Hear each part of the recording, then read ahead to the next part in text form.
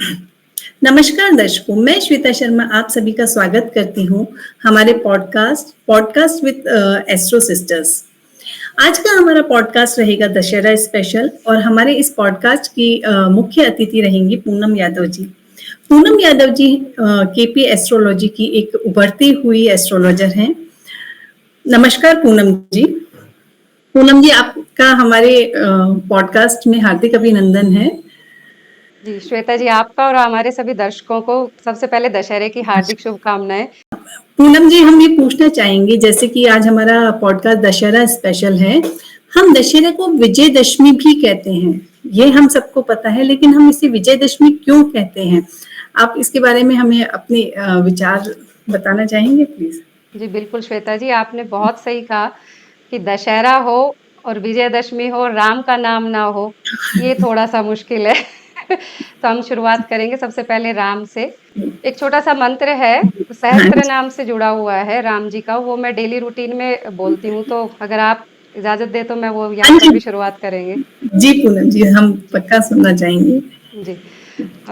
राम रामेति रामेति रमे रामे मनोरमे सहस्रनाम ततुल्यम राम नाम वरानने। जय श्री जय राम। श्री राम। श्वेता जी, जैसे कि आपने पूछा कि दशहरे को विजयदशमी क्यों कहते हैं, तो अपने नाम में ही है ये विजयदशमी, विजय का दिन है, 10वां दिन है। ये तो इसका नाम के हिसाब से अनुवाद हो गया। अभी आपके इस सवाल का जवाब मैं देना चाहूंगी एक छोटी सी स्टोरी के साथ में। स्टोरी रहेगी राम की शक्ति पूजा। मैं इससे पहले आपसे एक बात और बताना चाहूंगी कि मैं संस्कृत की पढ़ी हुई हूँ, तो मुझे थोड़ा स्टोरियों के द्वारा बात करना थोड़ा ज्यादा अच्छा लगता है। नहीं, थैंक यू पूनम जी। मुझे लगता है इवन दर्शकों को भी स्टोरी के माध्यम से समझना ज्यादा आसान रहता है। राम और रावण का युद्ध शुरू हो चुका है। श्री राम युद्ध के लिए तैयार हैं रावण के साथ, और धीरे धीरे वो युद्ध भी निकट घड़ी आ गई है, युद्ध की घड़ी, और युद्ध स्टार्ट भी हो गया है। जी। वहां पर एक किस्सा आता है, बहुत ही सुंदर वृतांत बताया गया है। शाम का समय है, संध्या समय में सुग्रीव, हनुमान जी, जामवन जी, श्री राम, लक्ष्मण जी सभी बैठे हैं, जी। और वहां पर एक किस्सा चल रहा है कि अब आगे रणनीति में क्या किया जाए, क्या बदलाव लाए जाए कि हम युद्ध जीत सके। जी। इससे पहले जो हो रहा था, रावण हर दिन जीतता जा रहा था और श्री राम जी को हार का मुख देखना पड़ रहा था। यहाँ पर श्री राम जी थोड़े संवेदनशील हो जाते हैं, मायूस हो जाते हैं। सभी वानर सेना उनको, सभी मेन सदस्य उनको ढाढ़स बंधाने की, हिम्मत देने की कोशिश कर रहे हैं, लेकिन जी। श्री राम कहीं ना कहीं हताश है, उन्हें कोई आशा की किरण नजर नहीं आ रही। उसी जी। समय श्री राम बोलते हैं कि क्या धर्म और न्याय के इस युद्ध को जीतने के लिए पराक्रम ही काफी रहेगा? इस बात को सुनकर श्री जामवन जी बोलते हैं उनको कि नहीं, धर्म और न्याय की जहां बात हो और वहां शक्ति का साथ ना हो, ऐसे तो युद्ध जीतना बिल्कुल भी पॉसिबल नहीं है। युद्ध जीतना लगभग नामुमकिन है। उस समय श्री राम की आंखों में एक आशा की किरण, एक कोंद दौड़ जाती है, और वो बोलते हैं कि ठीक है, अभी हमें क्या करना है। तो श्री राम जी को जामवन जी बताते हैं कि हमें शक्ति की उपासना करनी चाहिए। जिस तरफ शक्ति है उस तरफ अ, जीत है। जीत है जी। हाँ हाँ। जी, जहाँ शक्ति है वहाँ जीत है जी। वहां जीत है।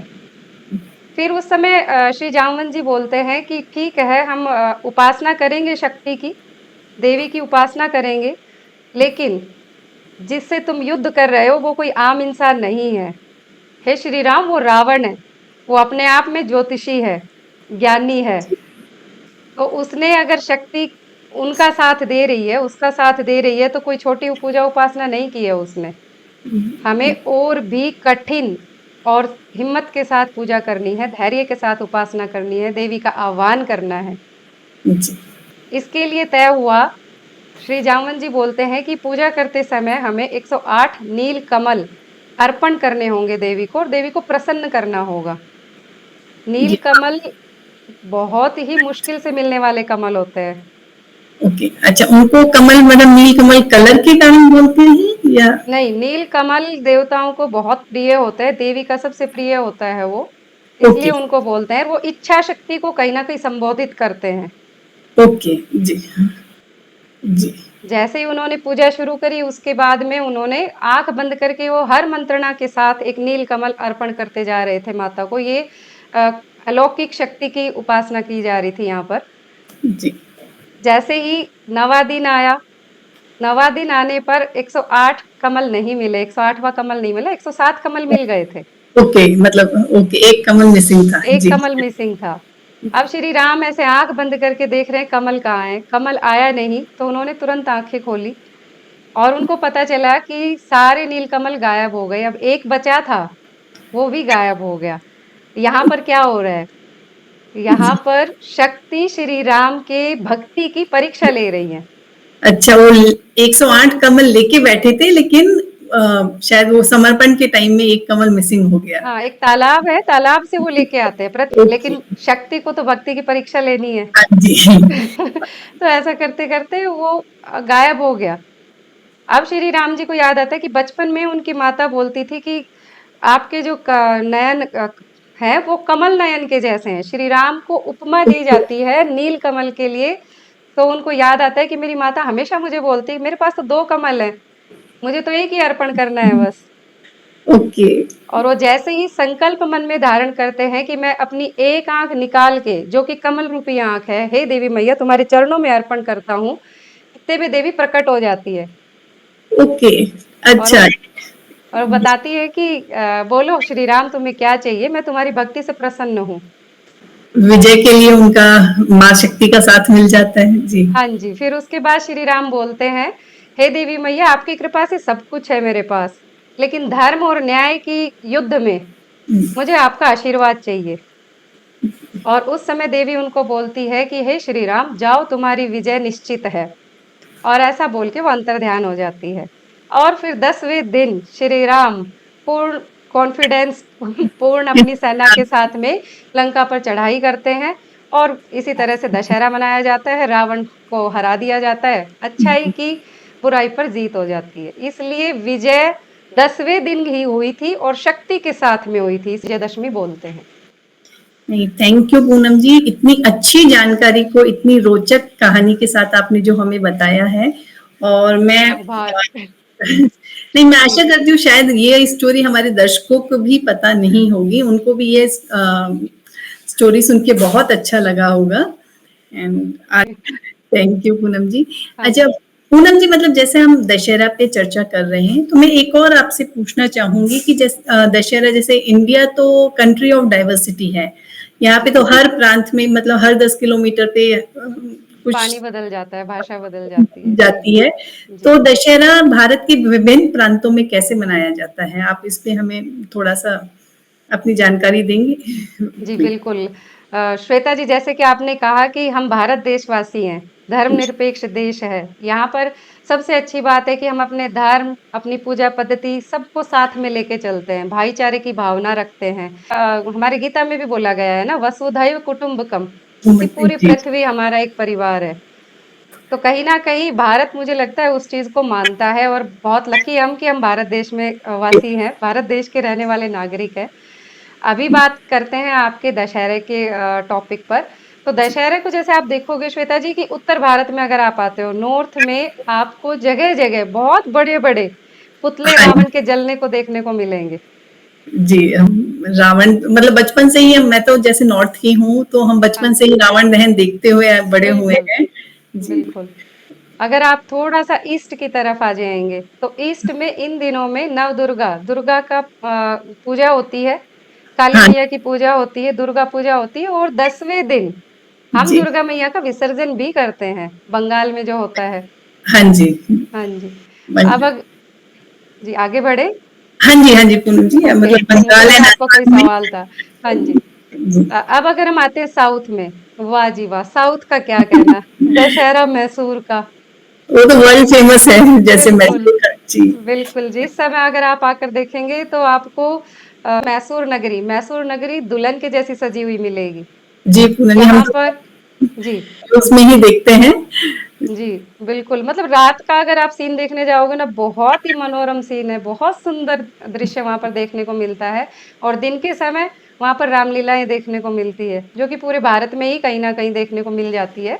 साउथ में थोड़ा ज्यादा मनाते हैं इसको। अब जी हम आते हैं वेस्ट की तरफ। जी। हाँ, वेस्ट की तरफ गुजरात। ओए होए, क्या कहने गुजरात के हाँ, गुजरात का गरबा गरबा। जी, उसका मतलब नाम सुनते ही हमारे हाथों में, मतलब आई कैन इमेजिन कि हमारे हाथों में डांडिया है। बिल्कुल। मतलब कहीं पे अगर आपको देखना हो ना, दशहरे का कुल मिला के वृतांत देखना हो, दृश्य देखना हो, तो हमको लगता है कि हमें पूरे भारत में दशहरा बहुत बहुत ही धूमधाम से मनाया जाता है। दशहरा, दिवाली, होली, यहाँ पे ये थोड़े बड़े त्योहार है जो बहुत धूमधाम से मनाए जाते हैं। जी। नहीं, मतलब आपने इंडिया के सभी स्टेट के जो दशहरे को इतने अच्छे से एक्सप्लेन किया है। आई थिंक मतलब अभी हर स्टेट के दर्शक इससे कनेक्ट हो पाएंगे।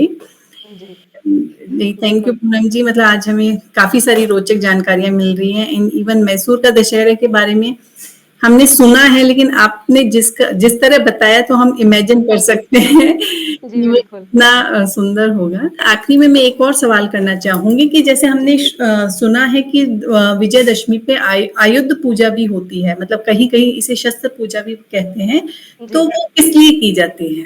बहुत अच्छा सवाल आप किए हो श्वेता जी। आयुध पूजा मतलब ये अपने आप में ही है। आयुध, युद्ध से पहले की जाने वाली पूजा को हम आयुध पूजा बोलते हैं। ये इसका शाब्दिक अर्थ हो गया। अब इसकी छोटी सी एक कहानी पर आते हैं। जब जी, श्री राम मैं आपको कहानियां बहुत सुनाऊंगी श्वेता नहीं जी। नहीं, उसी से शायद मुझे लगता है कि लोगों को भी ज्यादा अच्छे से समझ में आता है। जी, बिल्कुल। हमारी कहानियों के माध्यम से पूरा एक बोलते हैं ना, पौराणिक पौराणिक संदेश दिया जाता है श्वेता जी। मुझे कहानियां सुनने और सुनाने दोनों में बहुत अच्छा लगता है। ठीक है, तो अभी आएंगे आयुध पूजा। आयुध पूजा को शस्त्र पूजा भी बोलते हैं। जब मैंने आपसे अभी जिक्र किया था शक्ति का, कि श्री राम ने शक्ति की उपासना की थी, यही हमको एक सीन देखने को मिला ईस्ट में, वहां पे दुर्गा पूजा होती है। हाँ अभी जी। उसका दूसरा रूप यहाँ पे देखने को मिलेगा आपको आयुध पूजा में। जब आप युद्ध पे जा रहे थे, तो उससे पहले जब युद्ध का बिगुल बजना होता है, उससे पहले वाली रात हम अपने शस्त्रों को अच्छे से धोते हैं, साफ करते हैं, उनको पहनाते हैं, ताकि हमें युद्ध में हार का सामना ना करना पड़े। शस्त्र ही हमारा पराक्रम होते हैं युद्ध में। ओके।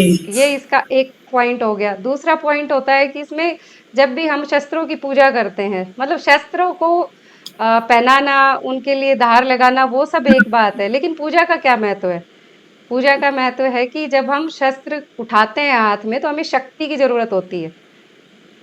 उस शक्ति को धारण करने के लिए हम माता से प्रार्थना करते हैं कि अपनी कृपा, अपना आशीर्वाद हमारे शस्त्रों में अर्पण करे, ताकि हम युद्ध जीत सके।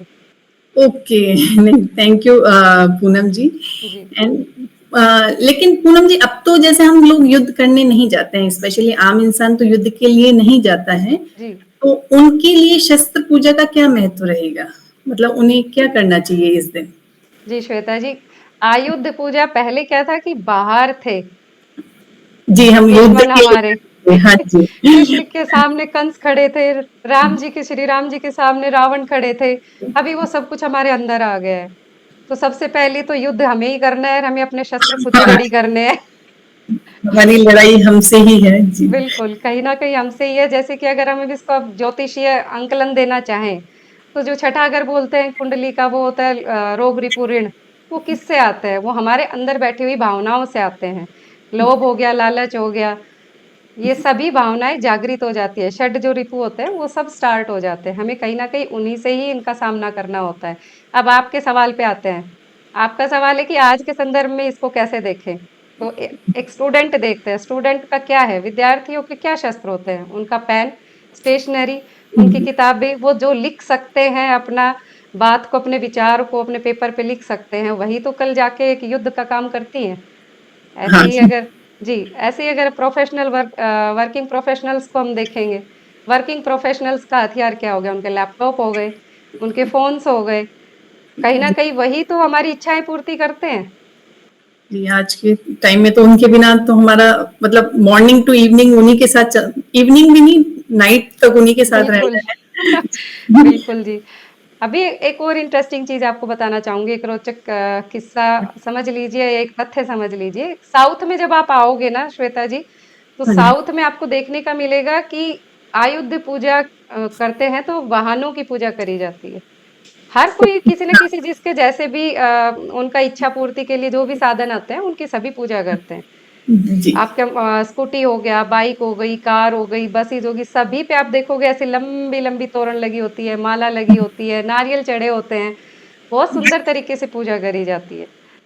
मतलब आप के कहने का मतलब है कि इस दिन हम अपने व्हीकल्स की पूजा भी मतलब करनी चाहिए बिल्कुल, हमें। बिल्कुल 100% अपने वाहनों को साफ-सुथरा करना चाहिए, धो के उनकी पूजा करनी चाहिए क्योंकि वही हमें डे टू डे में हमारी इच्छाएँ पूरी करने में कारगर होते हैं। हाँ, तो जैसे हमको उनकी पूजा करनी चाहिए, बिल्कुल डेफ़िनेटली करनी चाहिए। जी। जी। And thank you so much Poonam ji, इतनी अच्छी रोचक जानकारियां एंड अद्भुत जानकारियां स्टोरी एंड कहानियों के माध्यम से जो आपने हमें बताई हैं। जी। आशा करती हूँ हमारे दर्शकों को भी ये स्टोरी के माध्यम से जो आपने इतना अच्छा नॉलेज दिया है बहुत अच्छा लगा होगा। जी। एंड एंड उम्मीद आशा करते हैं। आपको एक और किस्सा सुनाना चाहूँगी श्वेता जी, जी आपकी पक्का। इजाज़त हो तो। नहीं, हमारे पास तो टाइम है, बस आपका हमें थोड़ा सा नहीं, आज आए हैं तो मन है तो पूरा ही बता के जाएँगे श्वेता जी। पक्का, मतलब हम तो तैयार हैं सुनने के लिए। जी। अ, हमें रामायण में ही सिर्फ़ राम की कहानी या दशहरे की कहानी या इनके किस्से सिर्फ़ यहीं नहीं मिलते श्वेता जी, हमें महाभारत में भी कुछ इनके चिन्ह मिलते हैं। ओके। अगर आपको याद हो तो अज्ञातवास, हाँ, पांडवों का। हाँ सुना है उसके बारे में हाँ भी। जी। तो पांडवों का जो अज्ञातवास था, वो धनुर्धर अर्जुन वहाँ पे बृहनला का अवतार लिए हुए हैं, हाँ, मत्स्य नगर में। ये मत्स्य नगर का किस्सा है, जिसको विराट नगरी भी बोलते हैं। हाँ जी। तो वहाँ पे वो उनका बेटी को सिखा रहे थे, नृत्य सिखा रहे थे। तो वो एक बृहनला का अवतार लेके, नर्तकी का अवतार लेके उनको हाँ सिखा जी। रहे हैं, क्योंकि उनको अपनी आइडेंटिटी छुपा के रखना है। हाँ जी। अकस्मात क्या होता है कि कौरव आक्रमण कर देते हैं मत्स्य नगर पर, विराट नगर पर। और ओके। उस समय महाराज वहां पर नहीं है। अच्छा विराट नगर के महाराज नहीं है। विराट नगर के महाराज नहीं है नगर में। और कौरवों का आक्रमण हो जाता है अकस्मात। अब अच्छा। वहां पे जी, जी।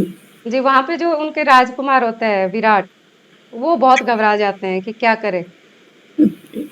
तब अर्जुन अपनी आइडेंटिटी उनको बताते हैं, बोलते हैं कि तुम रुको। फिर सारे पांडव इकट्ठे होते हैं। एक जी। शमी वृक्ष है, बहुत पवित्र वृक्ष माना गया है। उसके ऊपर गुप्त रूप से सारे हथियारों को छुपाकर तब वो अपने अज्ञातवास की तरफ बढ़े थे। वो जी। वापिस से शमी के वृक्ष पे जाते हैं, पूजा उपासना करते हैं, अपने शस्त्र वापिस लेते हैं, उनको पूरा एकदम से परखते हैं। जैसे धनुष का होता है ना, धनुष को प्रत्यंचा चढ़ानी होती है, ओके। वो सब अच्छे से करते हैं। सब कुछ अच्छे से अपने शस्त्रों को देख के, देवी से आशीर्वाद लेके, शमी वृक्ष के माध्यम से, और फिर वो अकेले धनुर्धर अर्जुन, कृपाचार्य, द्रोण, कर्ण, भीष्म पितामह, मतलब पूरी कौरव सेना को हराने में सक्षम होते हैं। तब उनका पता चलता है कि हाँ, ये आम इंसान तो नहीं है जिसने इतना बड़ा युद्ध किया। तो मतलब कई पूरा युद्ध अर्जुन ने अकेले ही जीता। जी बिल्कुल। और आपको जान के आश्चर्य होगा, जब ये युद्ध हो रहा था या ये युद्ध जीता, वो भी दशहरे वाला दिन था। ओके, तो मतलब जिस आप दशहरे पे जब भी पूजा करके आप युद्ध के लिए जाएंगे तो आपकी विजय निश्चित है। हाँ जी, जी थैंक यू श्वेता जी। पूनम जी, इतनी मतलब जाते जाते भी आपने इतनी रोचक स्टोरी हमें एंड मतलब एक स्टोरी में ही आपने हमें दो तीन चीजें को इतना संक्षिप्त में बताया है। एंड आशा करती हूँ कि आपसे फिर हम पॉडकास्ट रखेंगे जल्दी ही।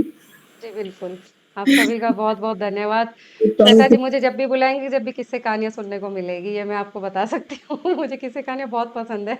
नहीं, हमें भी पसंद है और मुझे लगता है हमारे दर्शकों को भी बहुत पसंद होगी। हम एंड मैं आशा करती हूँ कि हमारे दर्शकों को भी यह पॉडकास्ट अच्छा लगा होगा एंड इस पॉडकास्ट के माध्यम से उन्होंने काफी कुछ सीखा होगा। एंड आशा करती हूँ अगर दर्शकों से मैं विनती भी करूंगी कि अगर आप सभी को यह पॉडकास्ट अच्छा लगा है तो हमें कमेंट के माध्यम से प्लीज बताएं ताकि जी, हमें भी कुछ मोटिवेशन मिले। Thank you so much. Thank you so much Shweta ji.